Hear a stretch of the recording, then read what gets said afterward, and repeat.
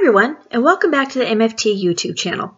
It's Karolyn here, and I'm popping in today to share a fun new twist on the loop slider technique that I featured in one of the previous release classes. I figured out a way to hide the slider channel so that when you pull on the tab, it looks like the bunny's car is driving on the road, which makes me super happy. To create my project, I'm using the bunny image and one of the sentiments from the Sweet Somebunny stamp set, the interactive labels stamp set, the straight road and channel dies from the open road Die-namics, the Our Town Die-namics, the pull tab die from the Volcano Die-namics, the Grassy Fields Die-namics, the A2 stitched rectangle STAX set 2 Die-namics, and the mini cloud edges stencil. I also used some gravel gray, limelight, and smooth white cardstock, as well as a Ziploc baggie that I had in my stash.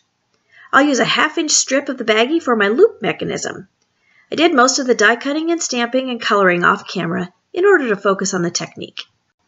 I'm using the mini cloud edges stencil and some tumbled glass distress ink to create some light clouds on the front of a 4 1/4 inch by 11-inch smooth white card base that I've scored and folded in half. Notice that I'm not bringing the clouds out to the edges of the card base. I do this to give a more airy feeling to the card, and I'm not a fan of inked edges on my card bases. You can do your ink blending however you like it. I've punched 2 parallel slots on the town panel using a punch I had in my stash. If you don't have a slot punch, you can use a straight edge ruler and a craft knife to cut your slots. They only need to be big enough for the loop to slip through easily. Which is what I'm doing here. I've threaded the baggie strip through the 2 slots and am bringing the ends to the back of the town panel. Once I've got it in position, I'll use my tiny attacher stapler to staple the ends together. 1 or 2 staples is sufficient to hold it together. I'll trim off the excess baggie strip with my scissors. It's important to note that the staples need to be located towards the right slot on the back of the town panel in order to allow the loop to move freely. You'll see why soon. Next, I'm stamping the word pull from the interactive label stamp set on the end of a pull tab that I die cut from gravel gray cardstock using the Volcano Die-namics. And now I'll attach the pull tab to the back of the town panel. I'll attach it to the loop with my tiny attacher so that the raw end of the tab is positioned near the staples on the loop. And again, 2 staples is enough to hold it all together. Now I'm adding strips of 1/4 inch foam tape to the top and bottom of the pull tab to make a channel. This will help keep the pull tab in position. You've done it all right so far if when you pull on the tab, it moves freely back and forth. Now we'll focus on the road portion of our project. I die cut a straight road from gravel gray cardstock using the open road Die-namics, and I'm gluing a small strip of white cardstock to the back of the road so that the lines are white on the front.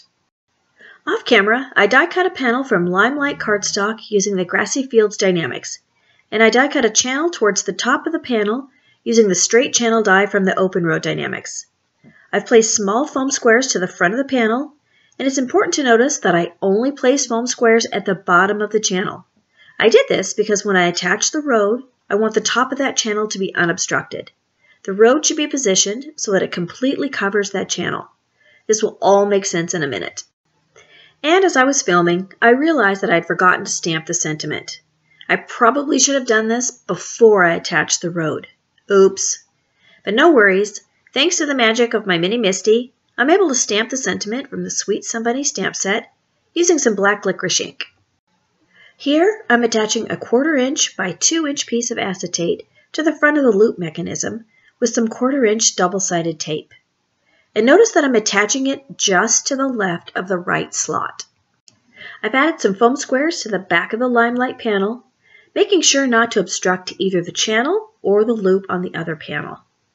Again, this is a critical detail as there are a lot of moving parts that we don't want to interfere with. And now I can pull that acetate strip through the channel to the front of the Limelight panel using my tweezers. It should pop out without too much fuss. I've added some foam squares to the back of the town panel at the bottom and a few at the top, and I'll adhere it to the front of the card base. It's not necessary to remove the release paper from the 1/4 inch foam tape because once the panel's in place, the pull tab should be good and secure.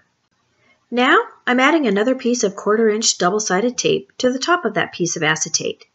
And once I remove the release paper, I can adhere the bunny that I stamped, die cut, and colored off camera. You should position him so that the wheels are on top of the road. And there you have it. Your car-driving bunny should move freely back and forth when you pull on the tab. And the fact that the slider channel is hidden just makes my heart go pitter-patter. I can assure you this will not be the last time I do this technique because it's just too much fun. I hope you'll give it a try too. Thanks so much for watching my video today. Be sure and check out the other videos on the MFT YouTube channel for more great content. Until next time, have a fabulous day.